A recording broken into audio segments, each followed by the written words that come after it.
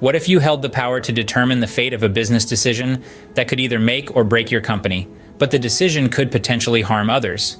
Would you proceed? This is where business ethics come into play. A complex field, it's all about navigating the gray areas in business, deciding not just what's legal, but what's right. Today, we'll be exploring 4 key ethical principles that serve as the compass, guiding businesses through these murky waters. These are utilitarianism, the principle of rights and duties, justice and fairness, and finally, the ethics of care. Each of these principles offers a unique perspective, a different lens through which to view and evaluate business decisions. Stay tuned as we delve into the world of business ethics and explore these principles one by one. Imagine this. A company has the chance to expand, but it means laying off a small team. Do the needs of many outweigh the needs of a few? This is utilitarianism, a principle that lives right at the heart of many business decisions. It's a philosophy that champions the greatest good for the greatest number. The question becomes, how do we measure this good? Is it in terms of profits, happiness, or perhaps the overall well-being of society? Consider a real-world scenario. A company, let's call them green tech, has developed a cutting-edge technology that could revolutionize renewable energy. However, its implementation would mean the closure of several coal mines, leading to job losses. Green tech's decision now hinges on utilitarian ethics. Should they push forward for the larger societal benefit, or should they hold back to safeguard the livelihoods of the coal miners?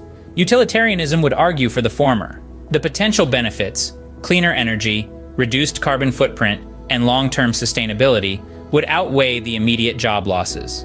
This principle prompts us to think beyond individual interests and consider the collective good. Yet it's not always as clear-cut. What about scenarios where the greater good is not so evident or where the harm to the few is significant? This is where the principle of utilitarianism becomes a tightrope walk, a delicate balancing act between the needs of the many and the rights of the few. And what about the environment? If a company can increase profits by disposing of waste in a way that harms the environment, does the increased wealth for shareholders outweigh the environmental damage?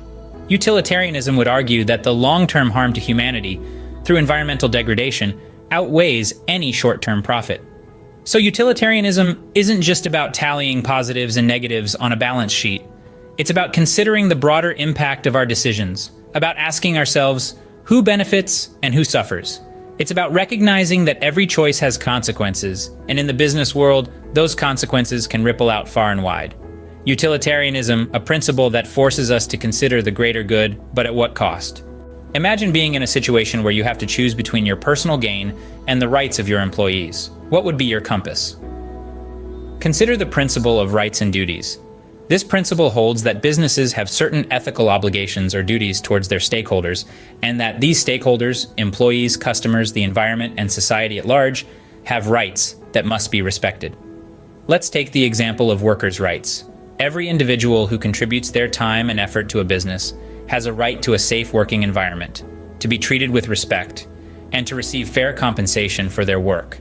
These rights are not just legal requirements, but ethical ones. As a business owner or manager, it's your duty to ensure these rights are upheld.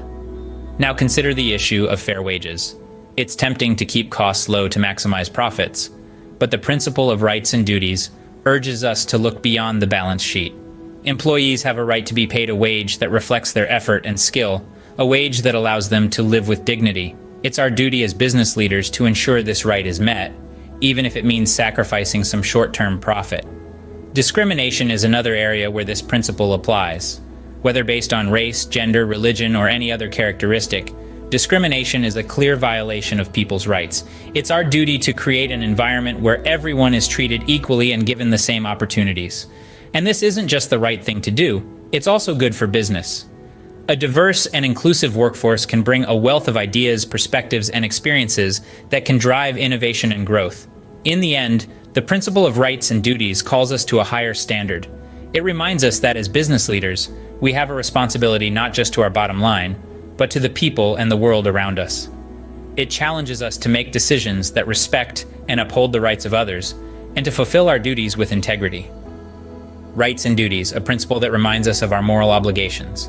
What if your promotions were based not on merit, but on favoritism? Would that be fair? Imagine the frustration, the sense of injustice. This is precisely why justice and fairness are such crucial principles in business ethics.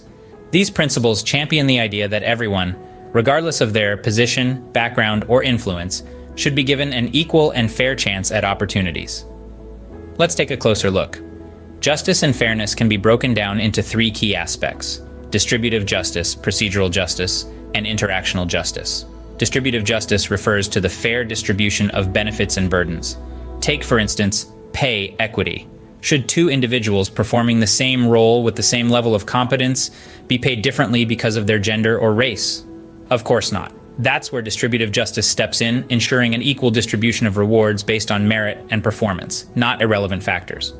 Then there's procedural justice, which focuses on the fairness of the processes leading to outcomes. Let's say two employees are up for promotion. One is a favorite of the boss, the other, not so much. If the boss's favorite gets the promotion, despite the other being more qualified, it's a clear violation of procedural justice. The process should be transparent, unbiased, and based on merit, not favoritism. Lastly, we have interactional justice. This speaks to the quality of interpersonal treatment within the business. It's about respect, honesty, and dignity in all interactions, whether between a CEO and an intern or between two colleagues. It's about ensuring that everyone, regardless of their role, is treated with the same degree of respect and dignity. In essence, justice and fairness in business ethics are about ensuring everyone gets their fair share of the pie, that the processes leading to outcomes are transparent and unbiased, and that everyone is treated with respect and dignity. It's about creating a level playing field where merit, not favoritism or bias, reigns supreme. Justice and fairness, a principle that ensures everyone gets their due. What if a colleague is struggling with personal issues? Would you extend your help or just focus on your work?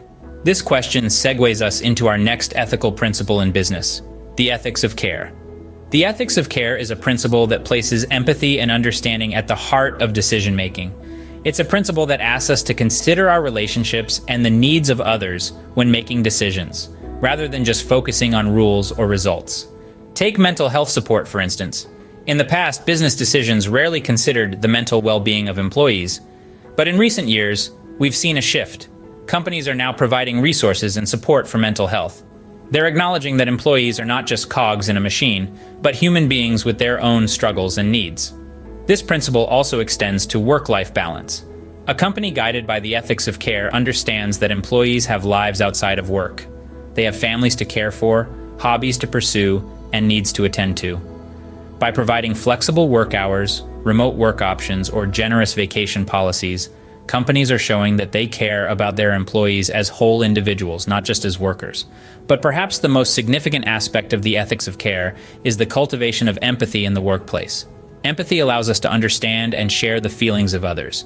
In a business context, this could mean understanding the pressures and challenges your colleagues are facing. It could mean stepping in to help when a team member is struggling, or simply lending a sympathetic ear when they need to talk. The ethics of care encourages us to build relationships based on mutual understanding and respect. It invites us to consider the well-being of others in our decisions, and in doing so, it brings a human touch to the world of business. So the next time you're faced with a business decision, remember this principle. Ask yourself, how can I show care in this situation? How can I make a decision that respects and understands the needs of the people involved? But what happens when all these principles clash? How do we navigate the murky waters of business ethics then? Imagine you're at the helm of a large corporation. You're faced with a decision that could bring immense profit, but may infringe upon the rights of a minority group. Do you pursue the utilitarian path of greater good for the majority, or uphold the rights and justice for the minority? Here's where the ethical melange comes into play. In the intertwining world of business ethics, it's not about picking one principle and discarding the others. Rather, it's about integrating them, finding a balance that respects all. Corporate social responsibility, for instance, strikes a balance between profit and care for the community. Ethical leadership, on the other hand, combines rights, justice, and care in decision-making. Sustainable business practices integrate these principles too, ensuring that profit doesn't come at the expense of people or the planet. Business ethics is not about choosing one principle over another, but about finding the right balance.